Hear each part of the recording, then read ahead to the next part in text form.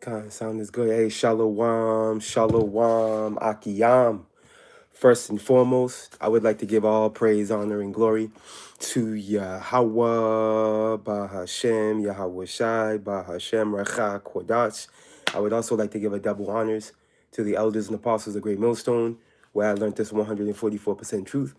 I would also like to say peace and salutations to the hopeful elect, starting with the 144,000 men of Israel, which consists of the servants of the prophets, whom have been ordained since the foundations of this earth to sing this new song, which comes in the form of this gospel, which will be preached throughout all four corners of this earth and rest upon the ears of the innumerable multitude, men, women, and children of Israel, who may be scattered throughout all four corners of this earth. Shalom. Hey, shalom, beloved Akiyam and Akwat. It's just Bayan back again through the spirit, power, mercy, and grace of our power, Yahweh Bashem Yahweh Shai. Back with another live stream real quick. This is going to be real quick, straight to the point. I have this article that I came across through the spirit, excuse me, this morning while combing through some news.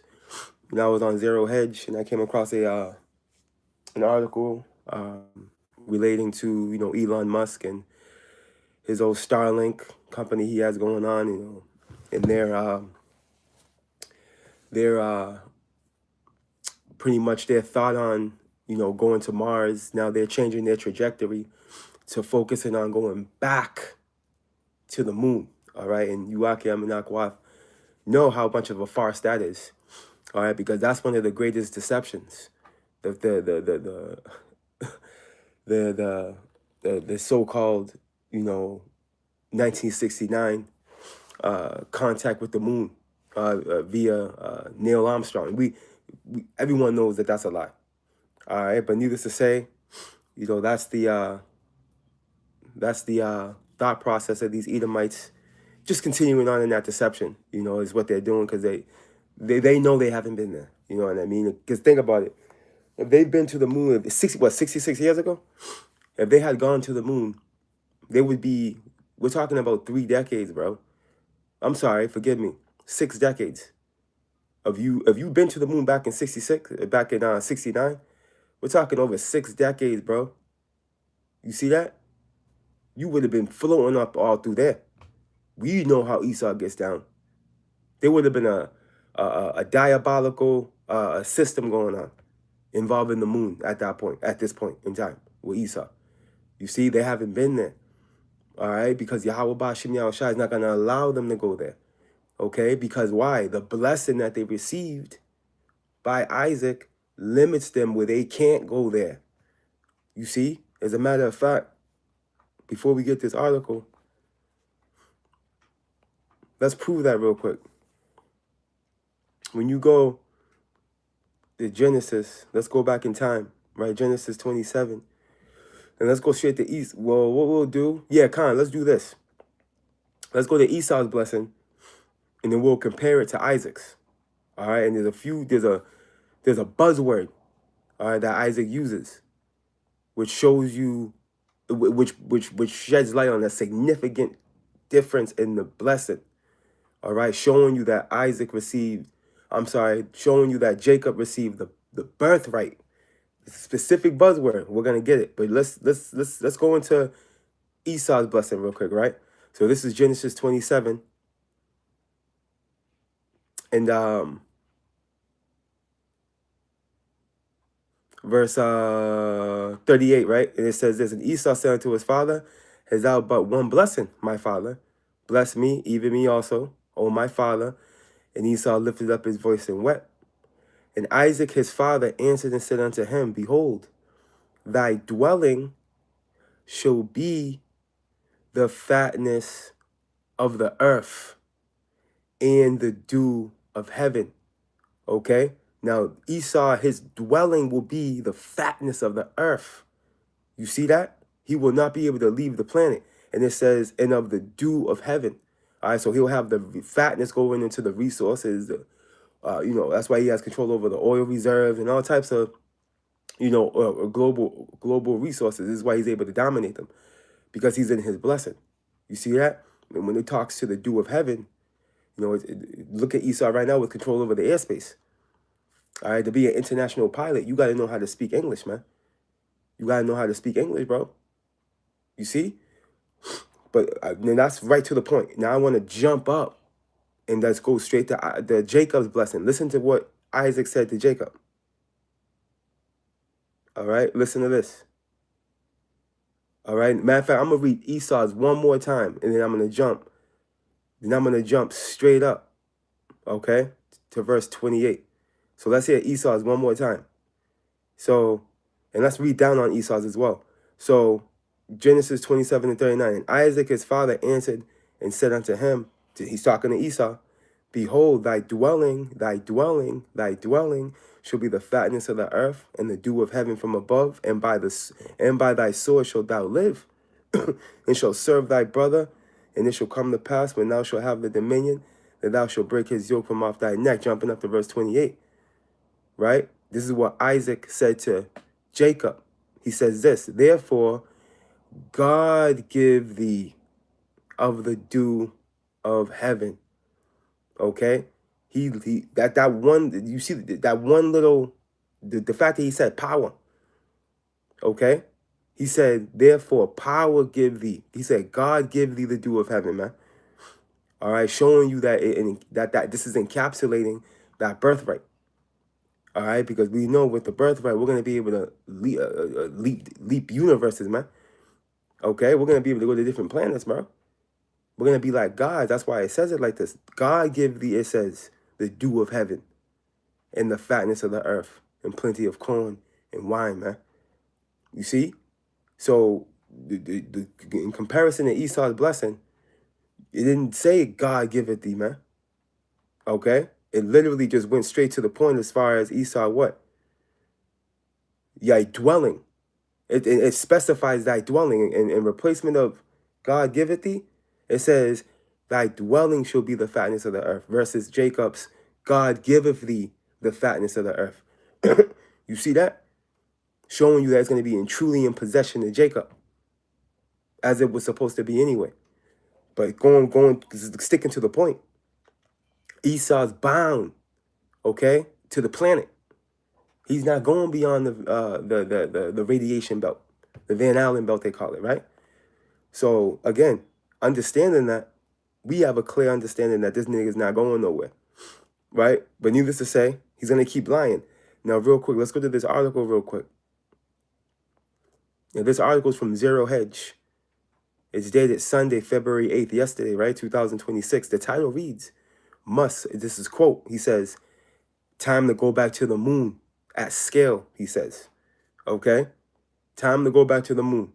And there's a couple of cats that made some gifs on him, relating to his wayward, bugged out comment. All right, because it's not reality. You see? Let's read some of this real quick. A little more than a day after the Wall Street Journal reported that Elon Musk had rejiggered SpaceX near-term space roadmap, pivoting from Mars to now prioritizing the moon. Yeah, because how you going to try to leap past the moon when you ain't, and go to Mars when you ain't never been to the moon? Okay, look, Musk has now effectively confirmed the reporting. Right, jumping down to the next layer here. Late Friday evening, WSJ cited sources who said Musk had pushed back the planned late-year Mars mission, with SpaceX now targeting a Starship launch to the moon in March 2027. We'll see how this plays out. But anyways, the space pivot comes after SpaceX acquired Musk's AI company, XAI, last week, combining his rocket and satellite business with his artificial intelligence startup to accelerate plans, for a fleet of low Earth orbit data centers. All right, and you know they're on that data center spree, in efforts to pretty much complete, this technological infrastructure. They need those data centers to be up. All right, look it. The deal gives SpaceX valuation of $1 trillion and XAI a value of $250 billion. The combined company's valuation of $1.25 trillion was announced to employees in a memo on Monday, with an IPO slated for later this year that could raise as much as $50 billion. Whatever. Check this out. Even though Musk previously dismissed the moon as a distraction and argued for Mars first, it appears NASA may have nudged him, especially as Jeff Bezos' rocket company Blue Origin has paused space tourism launches to focus on the moon. Because again, as we know, they've never been, okay? And they're not going to go. They're not going to make it. As we just literally showed you through the Spirit via the blessing that Esau received. His dwelling is going to be the fatness of the earth. He's not leaving the planet. Look, let me get this real quick.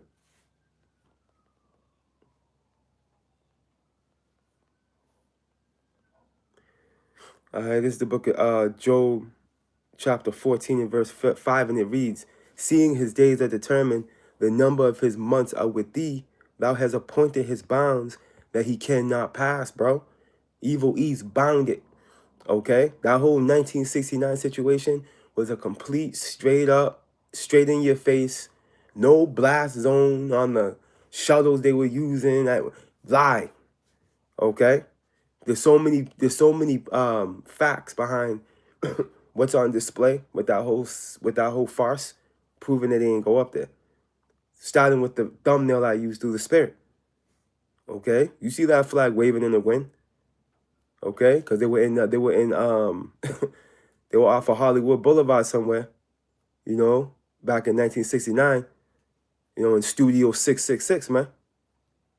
Okay, was what they were doing. Look it. Let me as a matter of fact, I'll grab this right here. Yeah, like straight lie, man. Esau's been lying since the beginning. All right, let's go ahead. This is the book of Psalms chapter 58 and verse 3, and it reads, "The wicked," which is evil E, right? The self-proclaimed white man, woman, and child. All right, starting with the global elite. Malachi 1 and 4. Right? "The wicked are estranged from the womb. They go astray as soon as they be born, speaking lies." Is this talking about the baby Esau? When Esau's a baby, he's lying with? No, he's just talking about his power structures, man. All right, since the Greeks, he was lying. How can we prove that? When you go to Revelations 20, it tells you what? Before he got when he got put in the pit, which is over there in Europe, and he was shut up for 1,000 years, it says that he was no longer able to deceive the nations, bro. He was doing that since the Greeks, which they tell you in school that that's the beginning of civilization. No, that's the beginning of evil, wickedness, all right, and his reign of terrors, bro. You see, when he got scooped up out of the pit, because as prophecy explains in that same chapter, he will come up out of the pit. All right, what's the first thing he did when he came out of the pit in the form of the rebirth of the fallen Western Roman Empire? He went to deceive the nations. It's the first thing he did. You see? Deception, lies, witchcraft. This is what he did. You see? And this is what this is talking to. Psalms 58 and 3 again from the top. "The wicked are estranged from the womb. They go astray as soon as they be born, speaking lies," bro. All right? And one of the greatest deceptions, all right, is them going to some moon. The Lord's not going to allow them to make it to the moon. All right? He's limited them on the planet Earth. Esau hasn't searched out the depths of the sea. All right? He hasn't searched out all four corners of the earth. You see, there's creations that Esau hasn't even come across yet, man, including Leviathan. All right? But Leviathan's about to pop up. We don't talk about him enough. But that's Leviathan's probably an end time prophecy. Leviathan's gonna be on the scene. Oh, and is it not gonna be a sight to see? Is it not gonna be a sight to see? All right, this is how the director rather of Godzilla got his ideas, man. He read Job, the 41st. It was the 41st chapter, I believe. That's what he did, and that's how he got the idea of Godzilla. You see? But yeah, man. Hey, this nigga been lying since the beginning, bro. And this is a big fat lie. Esau's not going to the moon. All right, Esau is on the path to destruction. All right, that's the only place Esau is going. Perdition. He's going into perdition. He ain't going to no moon. But yeah, beloved Akim and Akwade, Lord willing, you will edify again. This is straight to the point. I just want to bring this article out real quick. Tapping into this tapping into the mind of a madman. All right, and hey, shalom to you, beloved Akim and Akwa, that tuned in and that are gonna tune in later. Hey, Yahweh, Bahashem, Yahweh Shai, Barakatam. Hey, Lord willing, you were edified. Abaratazah, you were spiritually fed through the spirit, power, mercy, and grace of our power. Yahweh, Bahashem, Yahweh Shai. Lord willing, until next time, beloved Akim and Akwa. All praise, honor, and glory to Yahweh, Bahashem, Yahweh Shai, Bahashem, Racha, Kwadash. A double honor to the elders and apostles of Great Millstone, where I learned this 144% truth. A shalom, shalom, shalom.